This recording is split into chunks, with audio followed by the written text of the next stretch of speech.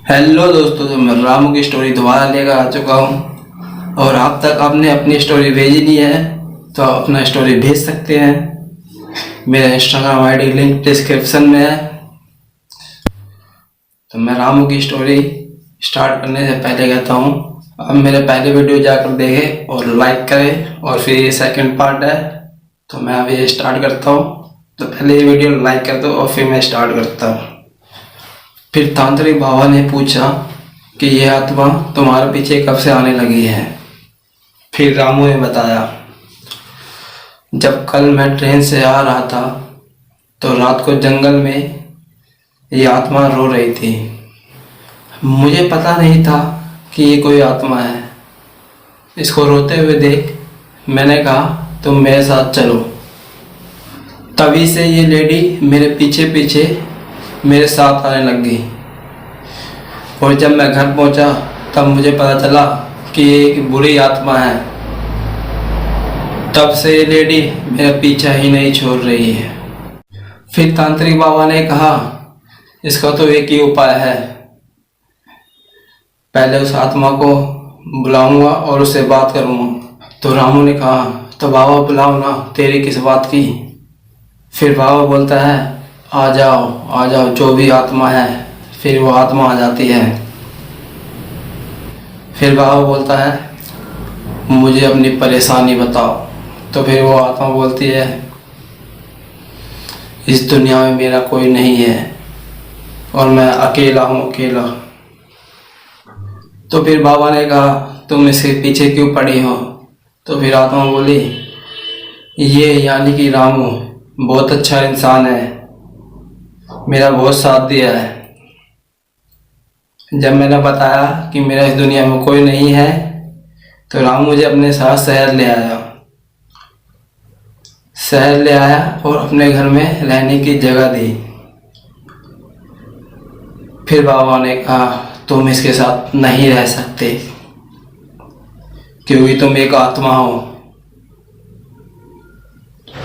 और रामू एक इंसान है, इसलिए तुम इसके साथ नहीं रह सकते। आत्मा बोली, रामू एक अच्छा इंसान है, मैं रामू को नहीं छोड़ सकती, मैं रामू के साथ ही रहूंगी। तांत्रिक बोला, तुम एक आत्मा हो और रामू एक इंसान, तो तुम इसके साथ नहीं रह सकती। तांत्रिक और आत्मा के बीच बहुत बात होने के बाद आत्मा मान जाती है जाने के लिए। फिर आत्मा बोलती है, तांत्रिक अगर आज तू नहीं आता रामू पर, मैं पूरी तरीके से हावी हो जाती। और आत्मा जाते वक्त रामू को अपनी प्यार भरी निगाहों से देखता है, लेकिन वो जाती नहीं है।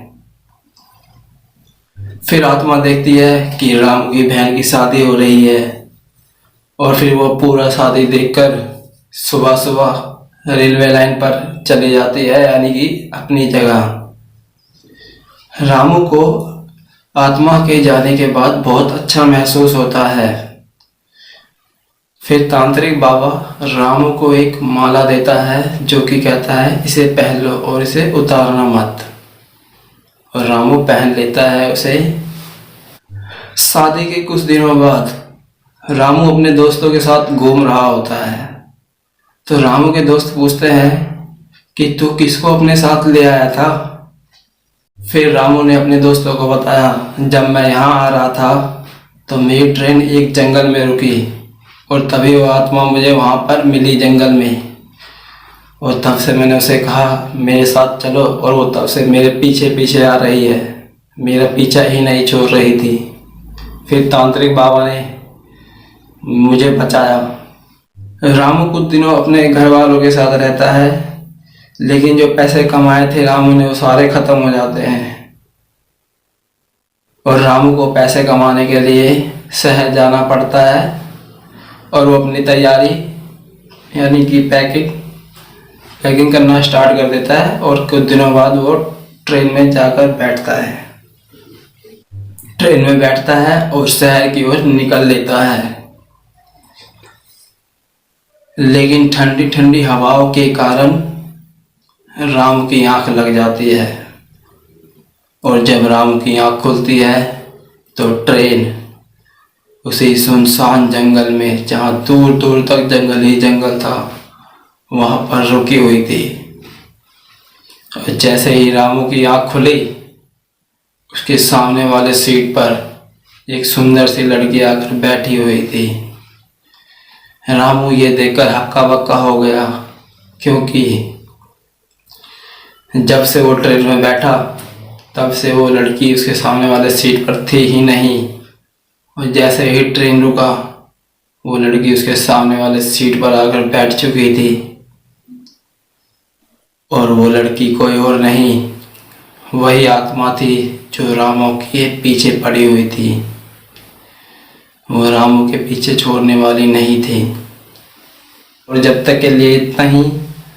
अगर आपको पार्ट 3 देखना है तो कमेंट में बताना, और इस वीडियो को लाइक करें बगैर जाना मत, बहुत मेहनत लगा है।